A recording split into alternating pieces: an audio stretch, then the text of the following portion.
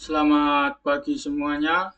Perkenalkan, nama saya Abib Saifuddin dari kelas 3A NIM 23685. Saya berasal dari Institut Pertanian Stiper Yogyakarta. Kali ini saya akan mempresentasikan mengenai macam-macam drone pada lahan perkebunan kelapa sawit. Yang pertama, drone multicopter. Kelebihan dari drone multicopter ini yaitu sangat stabil saat hovering. Cocok untuk inspeksi areal tertentu dengan sangat detail. Yang kedua, mudah dioperasikan dan lebih fleksibel untuk terbang di ruang yang sempit, seperti antara sela-sela dua pelepah pokok kelapa sawit.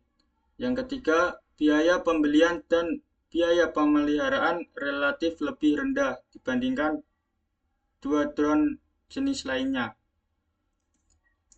Kekurangan dari drone multicopter ini yaitu pertama, waktu terbang sangat terbatas, sekitar 20-30 menit tergantung dari daya umur baterai drone multicopter.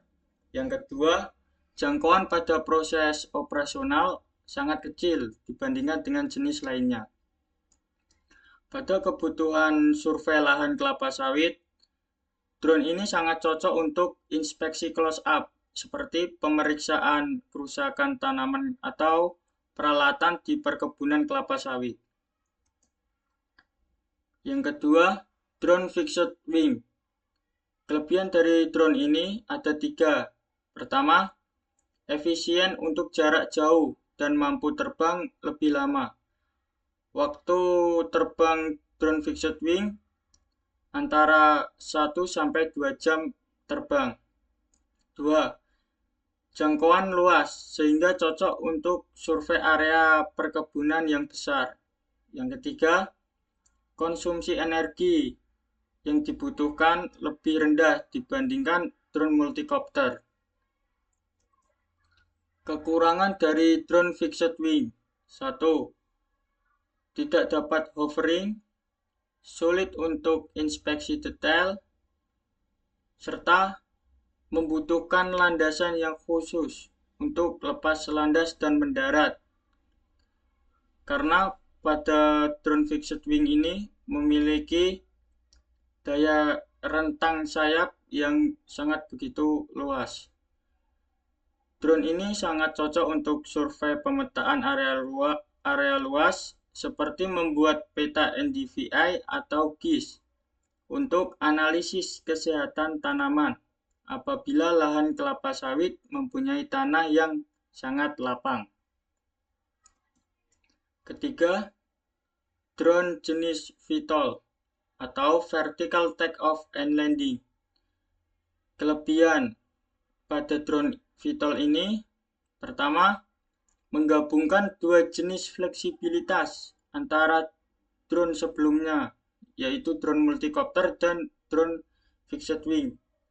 Kedua, memerlukan landasan yang khusus untuk lepas landas atau mendarat. Landasan pada drone VTOL ini seperti pelontar drone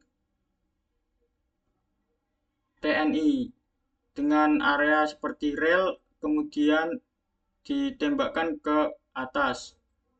Yang ketiga, mampu meliput area yang besar sambil tetap bisa hovering untuk inspeksi lebih detailnya.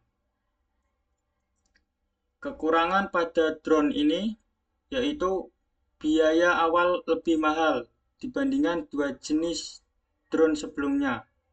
Kedua, pemeliharaan jauh lebih kompleks karena teknologi hibridnya. Serta drone ini cocok untuk penggunaan multifungsi di perkebunan kelapa sawit, baik untuk inspeksi survei area besar maupun mapping dengan jangkauan yang lebih besar. Hingga saat ini perkembangan zaman pada drone VTOL ini bukan hanya perkebunan saja yang memanfaatkan, akan tetapi keamanan seperti TNI sudah menggunakan untuk menggunakan dan membawa bahan peledak. Rekomendasi drone untuk perkebunan kelapa sawit. Drone Vital adalah kriteria yang sangat cocok untuk mengatasi areal perkebunan kelapa sawit yang cukup begitu besar. Berikut mengenai faktor pendukung mengapa drone ini cocok untuk lahan perkebunan kelapa sawit. Pertama, efisien dan fleksibilitas.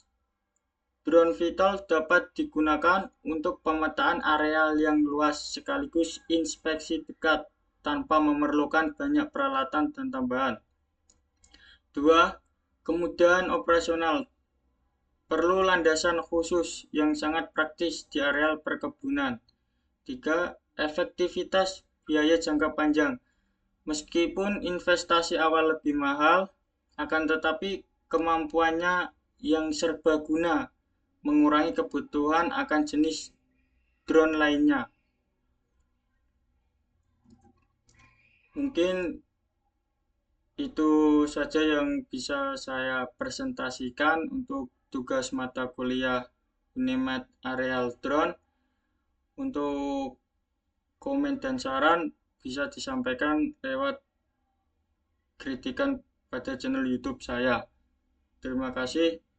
Selamat pagi.